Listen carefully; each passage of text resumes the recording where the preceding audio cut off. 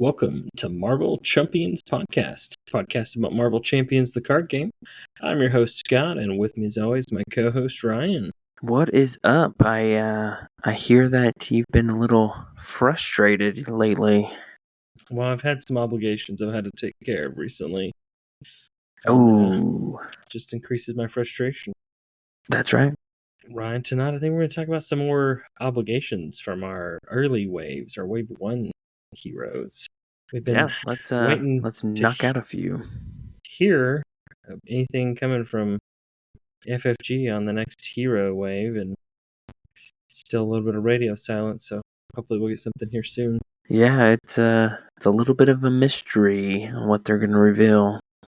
Do you think they'll reveal like more on the new box, or do you think they're going to reveal some hero?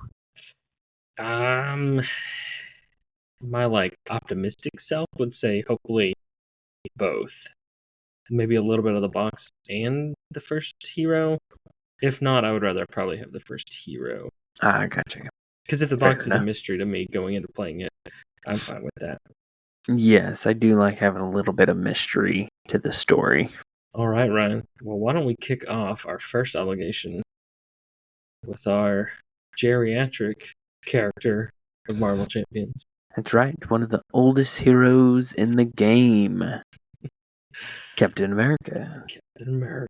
Let's see. His I like the title, what it's representing, the man out of time. He's got a picture of Peggy Carter in his little pocket watch. Pretty cool. Let's see. It says the typical you may flip to alter ego form. You can choose to exhaust Steve Rogers and remove the card from the game, or discard half of the cards in your hand, rounded down. Discard this obligation. That's kind of rough. Yeah, it's not a very fun one. Yeah. I will say it doesn't seem very thematic, and like the consequence doesn't really match like Captain America's mechanisms for his hero. But then again, what's his mechanism? Just like punch really good? Yeah, punch and stun and block. It's about his better things. Yeah, he kind of does everything. I guess if you get rid of some of those, it just kind of makes for a kind of a dud hand or dud turn. Yeah, I mean, as long as you have one card, you can have a decent turn by doing his ready. I was just about to say that. I'm like, there's really not a bad turn with Captain America as long as you have one card to discard. Yeah. He's so strong. So I do think this could be very devastating for other heroes if they had it. I think Captain America, it's not as bad, but it still is never great to lose half your hand. No, but I'm with you.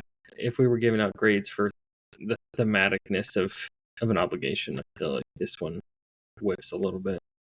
I like the art. The art's cool, but I think you could have done something like you can't ready this turn or something like that. Maybe that would fit more. Oh, that's true. Like you exhaust him. I think that it would be a little more devastating for the Captain America hero that if it forced you to exhaust or maybe stun you, it would be a little more impactful. Yeah, I'm kind of surprised it doesn't have to do anything with his shield either. Like discard his shield. That'd be pretty terrible. Yeah, that one's bad because he doesn't really have a mechanism to go fetch it in the game. It's all startup for him. Yeah, you just got to go find it. Oh, well, find it as in go through the deck. Right, yeah, you got to like get it back into your deck and then cycle through your deck, which that can be rough. Yeah. If you've ever had to discard his shield for some reason, it's not good. Yeah, it's pretty devastating. Maybe it was too devastating when they were making it. But overall, I think it's fine. Let's see. Our rating system was 1 through 5, right? 5 being the worst and 1 being cupcake. I think so. I would give this for Captain America probably maybe a 2. I'm like 3, 2 to 3, 2.5. Yeah, I agree with that. Sure. All right, Ryan. Our next hero is one of your favorites, and it just kind of seems out of place in the waves and the cycles. So what do you think about Miss Marvel's obligation? Home by Dawn. Oh. I guess it's kind of thematic. Teenagers sneaking out, fighting some crime. Home by Dawn That's true. says, give to the Kamala Khan player. You may flip Daltrigo form.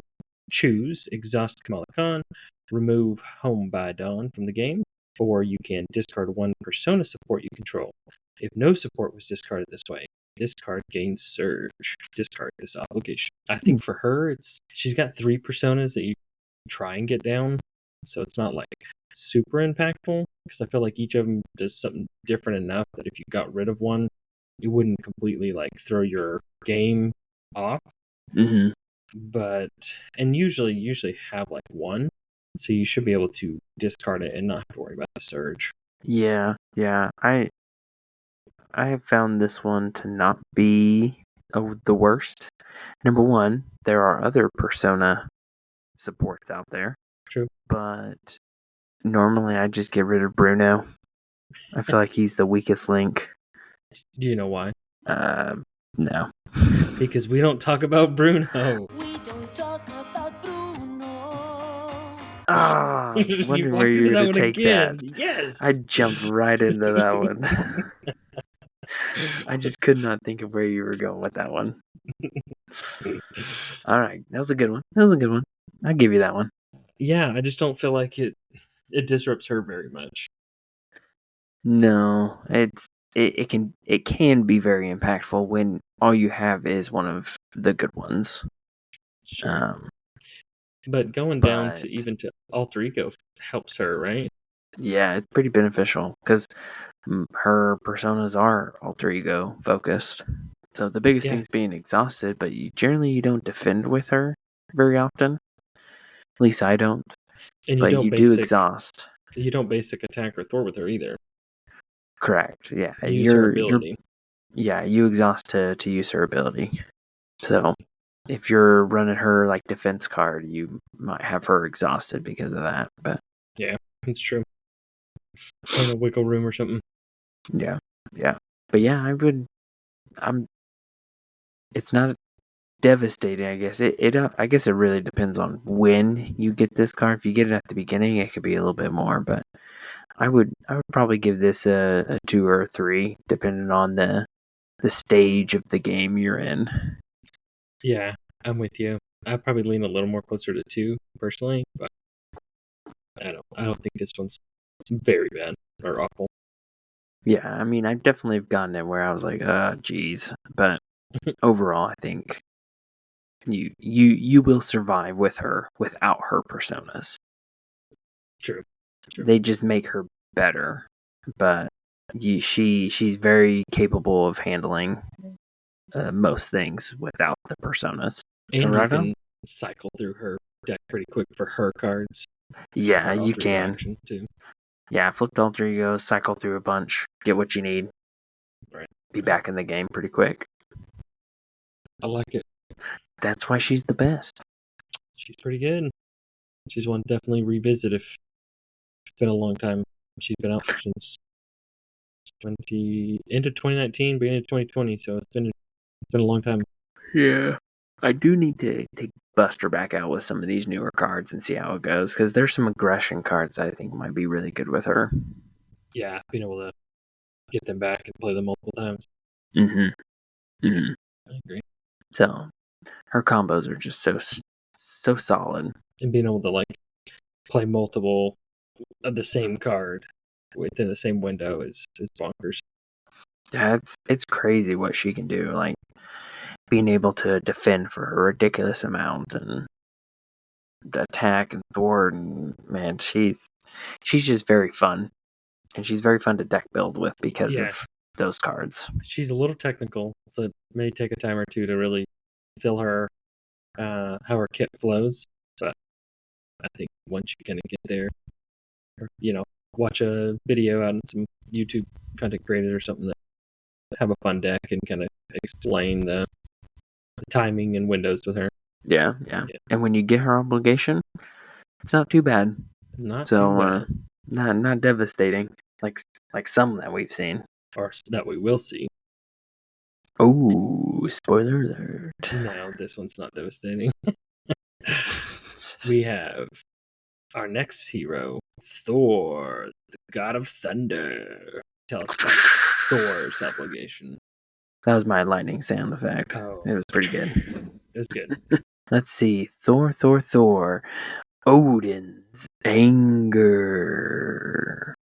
So, same thing. Flip alter ego if you want to. Exhaust and remove it. Its main thing is discard Mjolnir from your hand or from play. You are stunned. Discard this obligation. Ouch. I feel like this one, it's funny how the game's evolved. This one's is essentially Captain Marvel's, because Captain Marvel is you get stunned, right? And then this game Surge. Let's take a look here. Yes. You are stunned. Discard gain surge. Yeah. Yeah, so it's very similar. You still have that stun, but this time you lose the major aspect of his kit, Mjolnir. That's rough. Yeah, but you can go fetch it pretty easy. I will say it kind of throws off what he wants to do with minions and his ability on his hero side a little bit, but it's not like game changing. You just flip down and go call it back. Agreed. I do think you can flip down and go get it, but I think the addition of you're flipping down already. that's true. I mean, you're not wrong. I think the addition of the stun is for me is what is a little more devastating. Sure. Because he's not a big thwarter. So if you're flipping down, you're already risking the potential of thwarting, even though this is happening in the encounter phase. So hopefully you're flipping back up. But you've got to spend the time to go find your hammer, and then you're stunned, so you're going to have to get rid of that. Which I think the stun is more devastating in this case, just because he wants to attack and he doesn't have good reading. Right, I agree. And a little bit, you're already in 4-card territory unless you had the Rainbow Bridge out to make him a 5-card hand. But then you still got to pay to put his hammer back out. Mm-hmm. Even though you can go fetch it. So it is kind of hurt your turn in that aspect too. Yeah. I think it out of the 3 we've done thus far, I think this one is definitely the more devastating when drawn. Yeah. Seeing this is, I think, what we were talking about with Captain America's. If they went more of like a shield, losing his shield, it would feel a little more like this. Yeah. I think that's what it was. I mean, for him, you could probably drop the stun part because it is harder to grab his shield versus his Mjolnir. Right. But it's pretty good. Yeah. The thematic, he loses the hammer. Mm-hmm. He's unworthy. Unworthy. I would probably give this unworthy character or unworthy obligation. I'd probably give it a 4. I think it's pretty devastating. I'm gonna lean a little more towards a 3.5. I don't. Oh my goodness! Come on. I'm just not quite there because he can go recur it so easily. And I agree with you. The stun is the bigger deficit that you've got to overcome with this obligation. But I still don't think it's awful. Yeah, going down to alter ego with a 4-card hand size. Ugh. Yeah.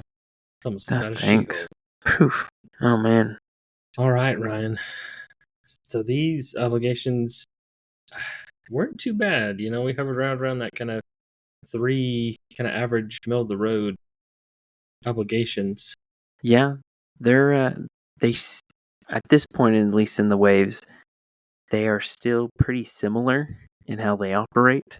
They still have the flipped alter ego, and they still have the exhaust to remove, and then your other option. Yeah. So we haven't quite broken new ground yet with these obligations at that time. I have a sneaky suspicion that we're getting there. Yes, I believe we are going to be getting to some different ones in the near future. Well, tell us what you think about Captain America, Miss Marvel, or Thor's obligation. Which one do you think is the worst? Which one do you think is the easiest to deal with? We'd love to hear your feedback. You can reach out to us at marvelchampionspod@gmail.com. We enjoy hearing from you. Appreciate everybody listening. And as always, if you want to go from a chump to a champ, listen to the Marvel Champions podcast. Thanks. Take care, y'all.